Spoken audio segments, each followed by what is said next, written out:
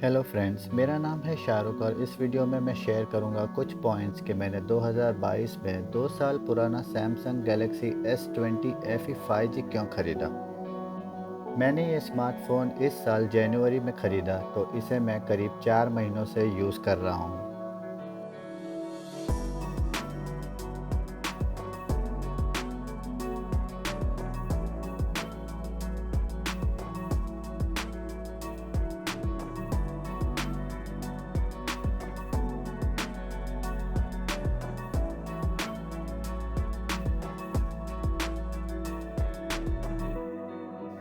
अगर आप 30,000 से 40,000 की रेंज में एक अच्छा फ़ोन ख़रीदना चाहते हो और Samsung Galaxy S20 FE 5G आपकी लिस्ट पर है, तो इस वीडियो को एंड तक देखिए क्योंकि मैं अपनी कुछ रिसर्च इन्फॉर्मेशन भी आपके साथ शेयर करूंगा, जिससे आप ये डिसाइड कर सकते हो कि S20 FE 5G लेना चाहिए या नहीं। तो चलिए शुरू करते हैं इस वीडियो को। अगर आप इस चैनल पर पहली बार आए हो या आपको इन्फॉर्मेटिव कंटेंट देखना पसंद है, तो सब्सक्राइब कर लीजिए इस चैनल को और बेल आइकन भी दबाना ना भूलें ताकि आप तक नए वीडियोस की नोटिफिकेशन पहुंचती रहे। पहला रीज़न था ब्रांड चेंज। इससे पहले कि मैं फ़ोन के डिटेल्स में जाऊं, मैं आपको बता दूं कि मैं बहुत सालों से Xiaomi के फ़ोन्स यूज़ करता आया हूं। तो ऑब्वियस है कि मैं अब Xiaomi के अलावा दूसरे ब्रांड्स जैसे one plus, Samsung, Motorola, Vivo और ओप्पो ट्राई करना चाहता था। मैंने बहुत सारा इंफॉर्मेटिव कंटेंट पढ़ा, अपनी रिसर्च की, अपनी रिक्वायरमेंट्स को देखा और फाइनली इन 3 फ़ोन्स को शॉर्टलिस्ट किया। Motorola H20 Pro, Samsung Galaxy S20 FE 5G और वन प्लस नॉर्ड 2 5G। ये तीनों फ़ोन्स 30,000 से 40,000 की प्राइस रेंज में आते हैं, तो ज़्यादातर इस वीडियो में आपको इन तीनों से रिलेटेड इन्फॉर्मेशन आगे मिलेगी। दूसरा रीज़न था बेटर यूज़र इंटरफेस। एक अच्छा यूज़र इंटरफेस आपके एक्सपीरियंस को और भी रिस्पॉन्सिव बना सकता है। वैसे इतने सालों से मैं MIUI ही यूज़ करता आया हूँ, तो अब मैं कुछ बेटर ढूंढ रहा था। सैमसंग का One UI अब पहले से बहुत इम्प्रूव हो गया है। आप इसे जैसे चाहे वैसे कस्टमाइज़ कर सकते हो। वैसे ये स्टॉक एंड्रॉयड एक्सपीरियंस नहीं देता, पर ये बहुत अच्छा दिखता है और फीचर रिच है, जो आपके स्मार्टफोन यूज़र एक्सपीरियंस को बेटर बनाता है। मुझे इस फ़ोन को यूज़ किए 4 महीने हो गए हैं और मैं ऑलरेडी इसे MIUI से ज़्यादा पसंद कर रहा हूँ। जब मैंने इसे अनबॉक्स किया तो फ़ौरन ही मुझे इस पर One UI 4.0 की अपडेट आ गई, जो Android 12 पर बेस्ड है। सैमसंग ने इसे Android 13 तक का सपोर्ट देने का अनाउंस किया है, जो मेरे लिए काफ़ी है। लेकिन अगर आप ज़्यादा लंबी OS सपोर्ट पसंद करते हो, तो आप Samsung S21 FE 5G choose कर सकते हो, जो Android 15 तक सपोर्टेड है, लेकिन फिर वो इससे 15,000 ज़्यादा महंगा है। अगर आप क्लीन एंड्रॉयड एक्सपीरियंस पसंद करते हो, तो मोटरोला का H20 Pro एक गुड चॉइस है। मोटरोला का MyUX बहुत ही क्लीन और स्टॉक एंड्रॉयड एक्सपीरियंस देता है।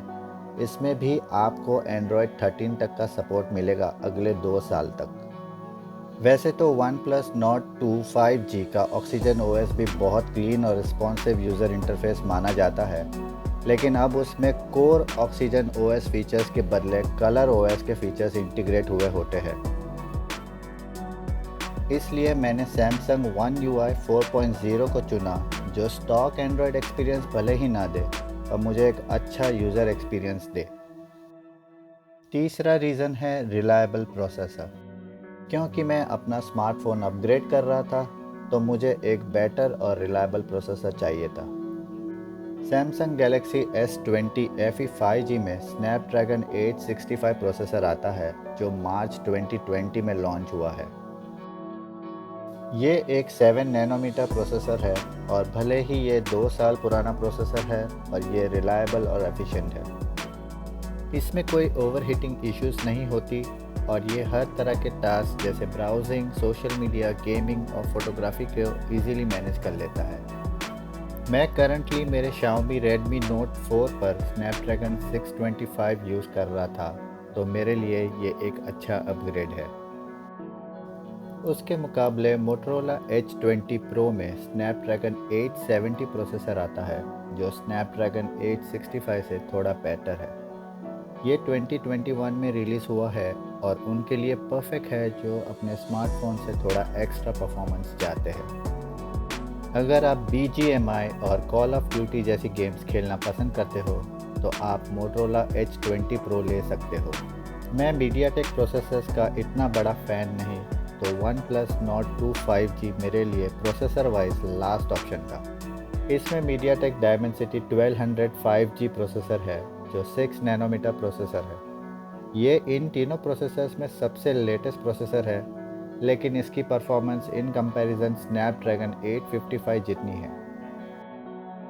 तो स्नैपड्रैगन 865, 870 और मीडियाटेक डायमेंसिटी 1200 5G, इन तीनों में से मैंने स्नैपड्रैगन 865 को चूज़ किया। यहाँ पर मैंने थोड़ा सा कॉम्प्रोमाइज़ किया इन टर्म्स ऑफ हार्डवेयर, क्योंकि सैमसंग के किसी भी फ़ोन में स्नैपड्रैगन 870 प्रोसेसर नहीं आता और मैं पावर यूज़र भी नहीं, तो मुझे 865 और 870 के बीच में इतना डिफरेंस नहीं देखने मिलेगा डे टू डे यूज़ में। चौथा रीज़न है डिज़ाइन और बिल्ड क्वालिटी। डिज़ाइन एक सब्जेक्टिव मैटर है, तो मैं इस पर कोई कमेंट नहीं करूँगा। अगर बिल्ड की बात करूँ तो Samsung Galaxy S20 FE 5G में आपको कुछ फीचर्स अच्छे मिलते हैं, कुछ नहीं। In terms of screen quality यहाँ आपको 6.5 इंच की super AMOLED 120 hertz refresh rate की स्क्रीन मिलती है। इस पर गोरिल्ला ग्लास 3 की प्रोटेक्शन है जो अब आउटडेटेड हो चुकी है, तो यहाँ पर मुझे कॉम्प्रोमाइज़ करना पड़ा। लेकिन इस प्राइस रेंज में ये शायद अकेला स्मार्टफोन है जो IP68 वाटर और डस्ट रेजिस्टेंट है। वैसे हाल ही में सैमसंग ने A52s, A53 और A33 भी रिलीज़ किए जो IP67 रेटेड है, पर फिर भी इनमें आपको स्नैपड्रैगन 865 प्रोसेसर नहीं मिलता। सैमसंग S20 FE 5G की बैक भी प्लास्टिक मटेरियल की है। वैसे ये प्लास्टिक पैनल अच्छी क्वालिटी का है, तो मुझे इससे अब तक कोई इश्यूज़ नहीं। प्लास्टिक पैनल का बेनिफिट ये है कि फ़ोन गिरने पर रियर ग्लास टूटने का कोई डर नहीं। अब इसके कंपैरिजन में मोटरोला H20 Pro में थोड़ी बड़ी स्क्रीन मिलती है। इसमें 6.7 इंच 144 हर्ट्ज DCI-P3 स्क्रीन है, मतलब आप यहाँ ज़्यादा कलर्स देख सकते हो। स्क्रीन बहुत ही शार्प और क्रिस्प इमेजेस डिस्प्ले करेगी। इसमें आपको 576 हर्ट्ज टच लेटेंसी भी मिलती है जो गेमर्स के लिए सही है। आपको यहाँ फ्रंट और बैक पर गोरिल्ला ग्लास 5 की प्रोटेक्शन मिलती है, लेकिन ये सिर्फ IP52 सर्टिफाइड है, तो ये डस्ट रेजिस्टेंट है लेकिन पूरी तरह वाटर रेजिस्टेंट नहीं। मेरी तीसरी चॉइस OnePlus Nord 2 5G थी। इसमें सिर्फ 6.4 inch 90 hertz refresh rate screen आती है, पर यहाँ पर भी आपको फ्रंट और बैक पर गोरिल्ला ग्लास 5 की प्रोटेक्शन मिलती है। तो in terms of build quality मैंने सैमसंग S20 FE 5G में गोरिल्ला ग्लास की प्रोटेक्शन पर कॉम्प्रोमाइज़ किया और उसके बदले में मैंने एक IP68 वाटरप्रूफ फ़ोन सिलेक्ट किया जो मैं बारिशों में बिना किसी डर के यूज़ कर सकता हूँ। पांचवा रीज़न है कैमरा। कैमरा मेरे लिए बहुत ही इम्पोर्टेंट फैक्टर था परचेस करते वक्त, क्योंकि फ्यूचर में मेरे बहुत सारे वीडियोस इसी से शूट करने वाला हूँ। वैसे स्क्रीन पर मैं कुछ अनएडिटेड इमेजेस शेयर कर रहा हूँ जो मैंने Samsung Galaxy S20 FE 5G से शूट की है।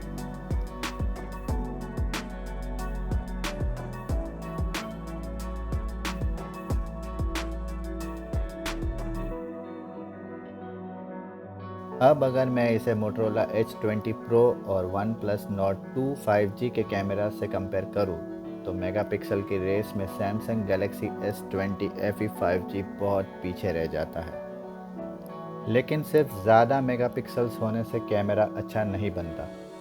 सैमसंग का 12 megapixel dual pixel OIS equipped primary camera आपको दिन में कमाल के पिक्चर्स देता है। इसका 8 megapixel telephoto camera 3 times optical zoom देता है और इसका 12 megapixel ultra wide 123 degree field of view provide करता है। इसके कंपैरिजन में मोटोरोला H20 Pro में 108 मेगापिक्सल का प्राइमरी कैमरा आता है, लेकिन यहाँ पर आपको ऑप्टिकल इमेज स्टेबलाइजेशन यानी OIS नहीं मिलता। लेकिन इसका 8 megapixel telephoto camera 5 times optical zoom देता है और OIS इक्विप्ड है। इसमें 16 मेगापिक्सल अल्ट्रा वाइड कैमरा है जो 119 डिग्री फील्ड ऑफ व्यू देता है।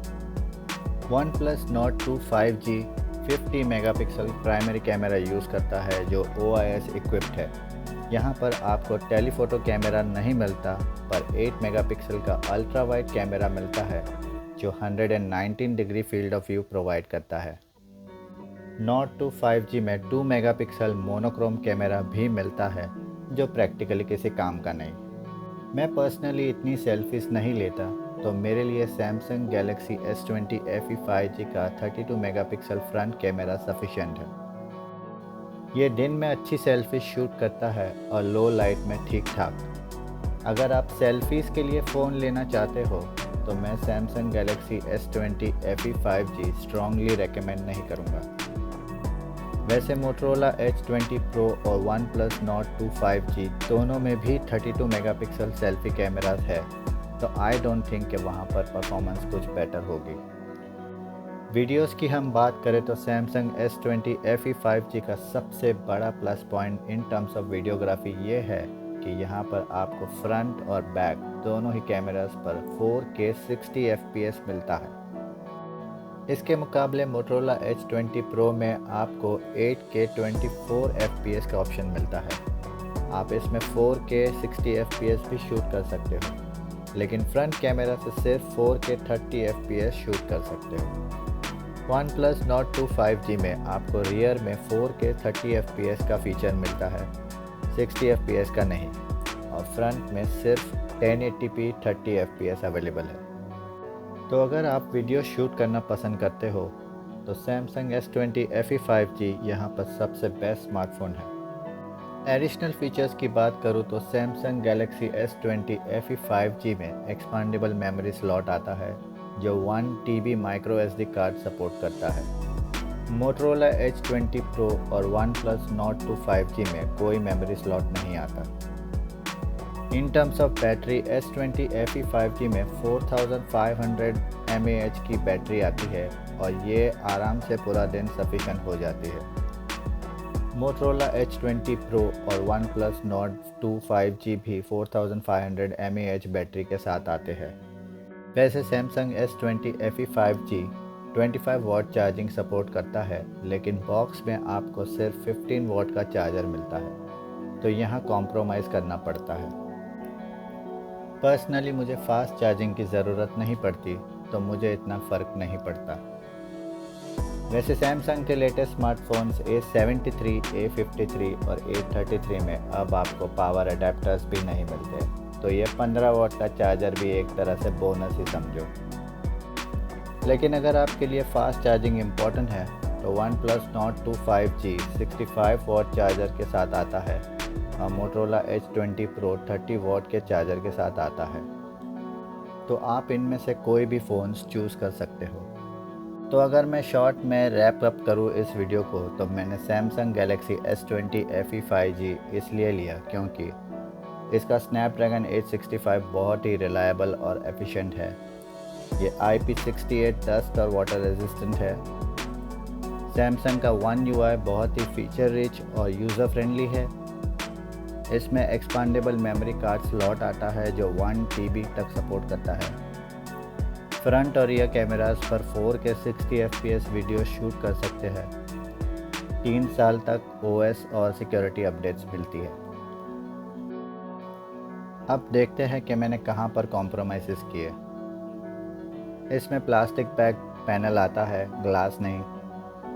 यहाँ गोरिल्ला ग्लास 3 मिलता है, गोरिल्ला ग्लास 5 नहीं। स्नैपड्रैगन 865 2 साल पुराना प्रोसेसर है। डिस्प्ले स्क्रीन भी DCI P3 10 बिट वाली नहीं, और सिर्फ 15 वॉट का चार्जर आता है बॉक्स में, तो फास्ट चार्जिंग ऑप्शंस नहीं। तो ये थे मेरे कुछ रीज़न्स कि मैंने Samsung Galaxy S20 FE 5G क्यों ख़रीदा। आई होप आपको ये वीडियो अच्छी लगी होगी और इस इन्फॉर्मेशन से आप एक सही स्मार्टफ़ोन बाय कर सको जो आपकी रिक्वायरमेंट और बजट के बेसिस पर हो। अगर आपके पास कोई कमेंट्स है तो आप नीचे कमेंट सेक्शन में लिख सकते हो। अगर आपको ये वीडियो अच्छा लगा तो इस वीडियो को ज़रूर लाइक कर देना, और अगर आप ऐसे ही इन्फॉर्मेटिव कंटेंट देखना पसंद करते हो तो इस चैनल को सब्सक्राइब कर लीजिए। तो मिलते हैं अगले वीडियो में, तब तक के लिए stay safe and take care.